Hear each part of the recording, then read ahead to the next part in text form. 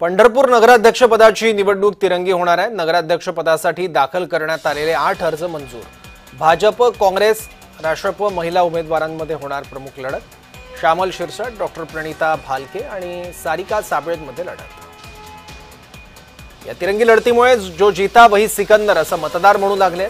याचा आढावा घेतलाय आमचे प्रतिनिधी संतोष कुलकर्णींनी। पाहू।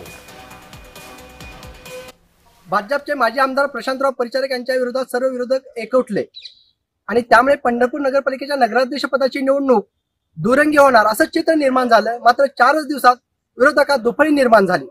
विधानसभेचे काँग्रेसचे उमेदवार भगीरथ भालके यांच्या सौभाग्यवती डॉक्टर प्रणिता भालके यांनी तीर्थक्षेत्र विकास आघाडी करून उमेदवारी दाखल केली, नगराध्यक्ष पदाची उमेदवारी दाखल केली। तर शेवटच्या दिवशी शेवटच्या क्षणी भाजपचे आमदार प्रशांतराव परिचारक यांनी श्यामल शिरसाट यांना संधी दिली। ऐनवेळी माढ्याचे आमदार अभिजित पाटील यांनी विठ्ठल परिवर्तन विकास आघाडी करून सारिका साबळे यांना निवडणूक रिंगणात उतरवल्यामुळे पंढरपूर नगरपालिकेची निवडणूक तिरंगी होणार, नगराध्यक्ष पदाची निवडणूक तिरंगी होणार हे स्पष्ट झालं आहे।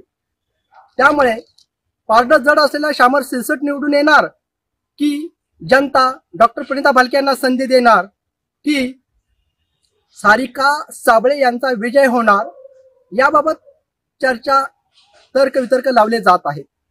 आम्ही जेव्हा जनतेला विचारलं तेव्हा जनता एका सुरात म्हणत आहे, जो जीता वही सिकंदर।